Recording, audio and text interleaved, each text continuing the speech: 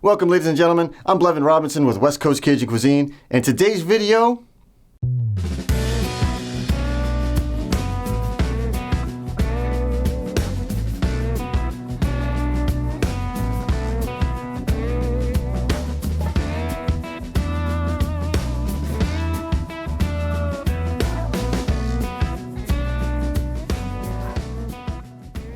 crawfish boil.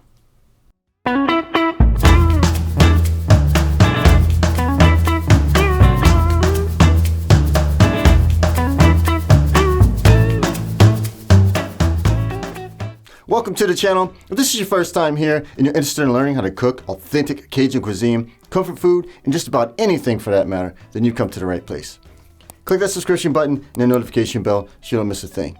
Now, today's video is a special one because this is one of my all-time favorite things to eat, and that is crawfish. And I'm gonna bring you a crawfish boil today, and this video is mainly for the people that don't live in that Gulf Coast area, and you want to try to get your hands on some crawfish, which you normally can't find outside of Louisiana, Mississippi, Alabama, Florida, Texas, right? Anybody that lives outside of those areas has a really hard time finding crawfish. And maybe you've visited one of those areas before and had it and just can't wait to have it again. I'm gonna show you how to do this. Now, I don't have the big fancy crawfish pots, all that stuff that they use, and I made this video without all of that on purpose so that I could show you at home how to do it yourself without all of this fancy stuff, right? You will need a big pot depending on how much you're going to go ahead and cook for yourself. But I'm going to show you, I just have a nice big, probably 8 to 9 gallon, stainless steel pot.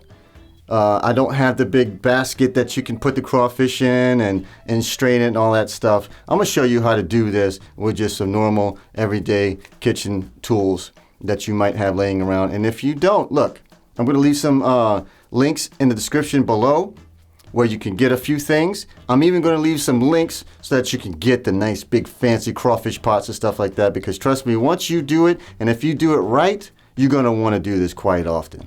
Now, when you live outside of that Gulf Coast area, you have to ship your crawfish in if you can't get it in your state. There is a few places here in California that I can get it from, but it's not the same. Trust me when I say this. Get Louisiana crawfish. You won't regret it. Now, I get mine from Louisiana Crawfish Company. I'm gonna leave their link in the description below. This is not a sponsored video, but they take care of me, and this is my go-to company for when I want crawfish or any kind of Louisiana seafood, Louisiana smoked meats and stuff. They have tasso ham. That'll be another video. I'll explain what that is. But that is my go-to company. And speaking of which, let's just go ahead and get right to it, because I got a package sitting right outside my door right now. Let's go get that.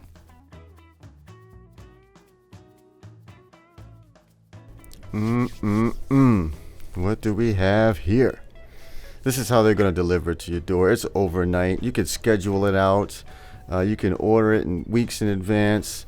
Pretty good company here, man. So this is what it's going to look like here once we open it up. It is just a sack of crawfish live, and they got these little ice packs and stuff on it. So we're going to go ahead and get this ready.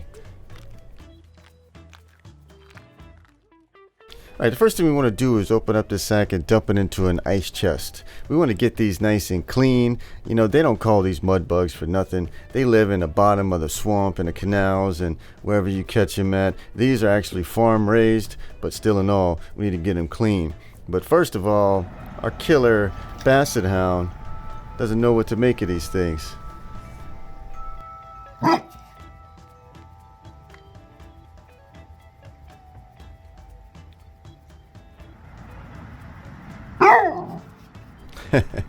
all right, calm down there, killer. Now what we're going to do is fill this ice chest up with water, and then we're going to open up the plug and we're going to let it drain at the same time that the hose is running over the top of these crawfish. And as you can see, this water's coming out dirty, and we want to let it run until it comes out clean, like you see here. You can add salt to them if you want. It helps purge them. Sometimes I do, sometimes I don't. Just kind of depends. Now what we're going to do is get our vegetables ready. Now I'm taking some onions. I probably got about a dozen onions. I'm just going to cut them in half. Now I like to go ahead and eat the onions after we boil them, but this is mainly just for flavor.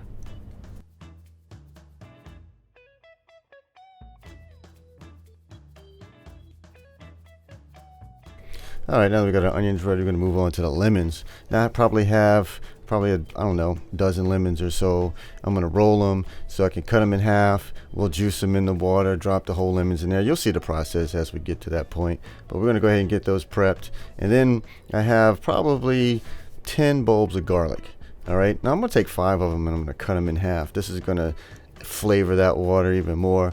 And the other 5 I'm going to leave whole because we actually like to eat the garlic later on, you know, when we're done cooking all of this and it's time to enjoy.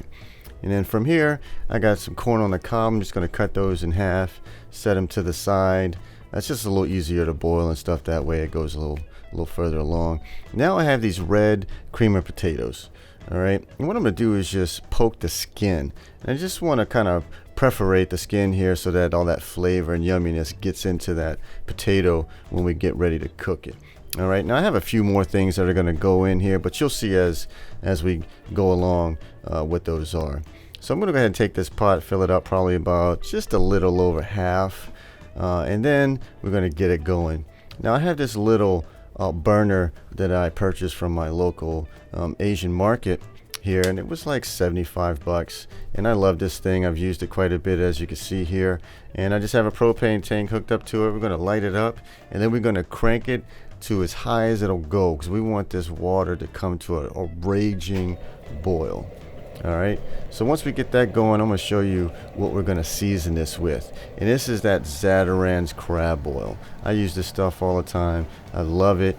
I can't find it out here, so I have to order it. I will leave links down in the description below so that you can order as well. I get it right off Amazon. So now the water's starting to come up to temp, and if you look on the bottle, it'll give you instructions on how much to use compared to how much water. You know, for me, I've been doing this for a while. I can just go by kind of look and stuff. You know, I got probably 6 gallons or so of water in here, so I'm going to go ahead and follow it and put the whole thing in there just about. And then I'm going to use a little bit of that liquid, probably, you know, 85% of that bottle, to be honest with you. That liquid is what's going to give it that heat, give it that extra little punch. So once we get that in there, we're going to let this come up to temperature, and we'll start adding some of our vegetables and stuff in there. All right, now that we got our water to a nice raging boil, what we're going to do is add our aromatics. Now I'm going to start adding the lemon and the onion and the garlic, and I went ahead and squeezed the juice out of the lemon, then added the whole lemon to the water. And then, like I said, we're going to add the rest of it. And basically what we're doing is just making a nice, spicy, yummy broth to cook all these vegetables and seafood in, all right? Now from here, we're going to put the cover on it. We're going to let it boil for about, I don't know, 10 minutes or so. We just want all of this to release its flavors and get that water all nice and yummy. And then here we come with the secret weapon, ladies and gentlemen, mushrooms. Now these are like little flavor bombs, man. They're so delicious.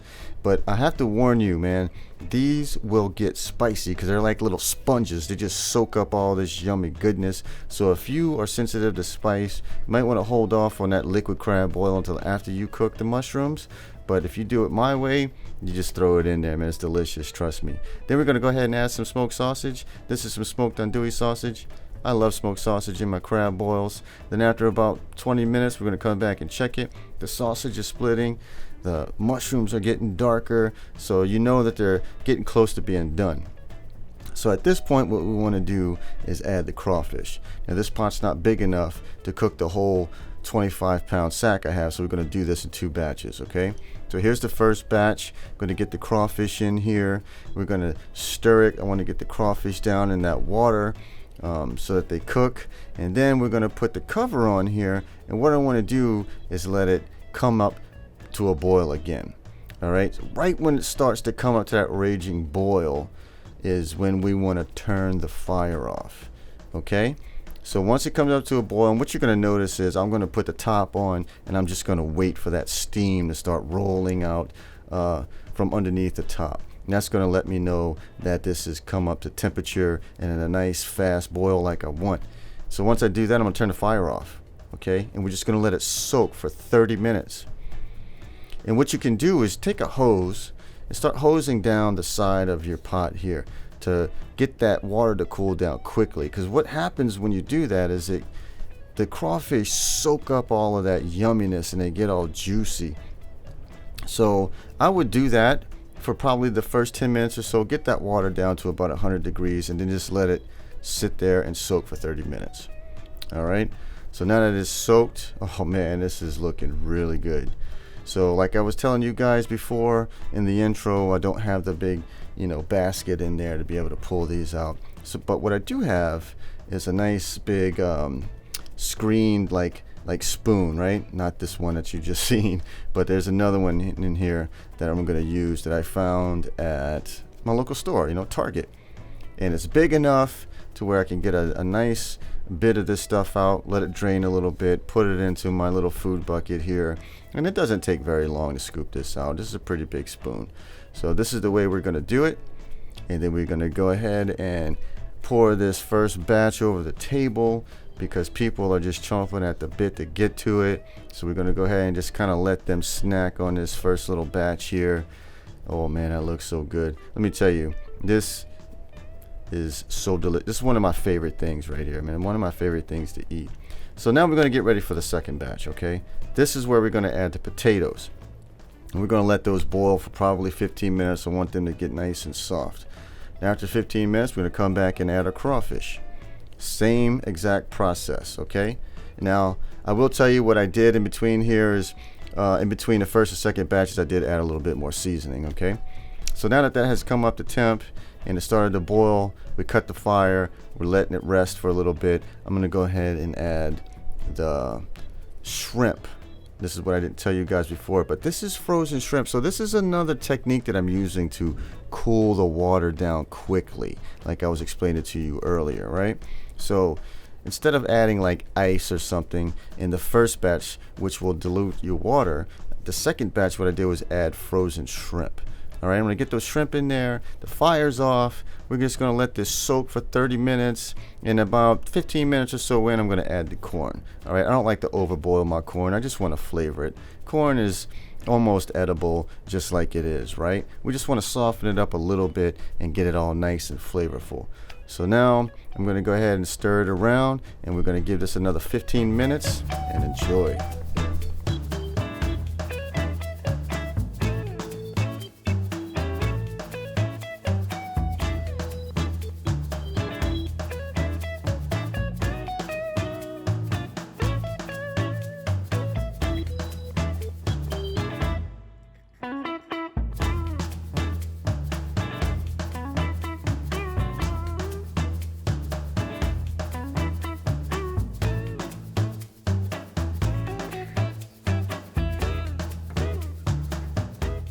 Well, there you go, ladies and gentlemen, crawfish. I hope you enjoyed this video, and if you did, go ahead and give it a thumbs up. Let me know down in the comments below what you thought of it. Now, the thing about crawfish boils is the experience. Yes, the crawfish is amazing. The mushrooms, all the vegetables and everything that you put with it, the flavor is just so unique and so delicious. You can't find it anywhere else, right? But the special thing about it is the time that we spend with our friends and family during this experience. To me, that's what makes a crawfish boil. Look, next week, I'm gonna show you what to do with some of that leftover crawfish. We're gonna do crawfish boudin balls. Man, you need to make sure you check out that video. If you haven't already, go ahead and click the subscription button and the notification bell so you don't miss it. And while you're here, check out one of the other videos on the channel, and I'll see you there.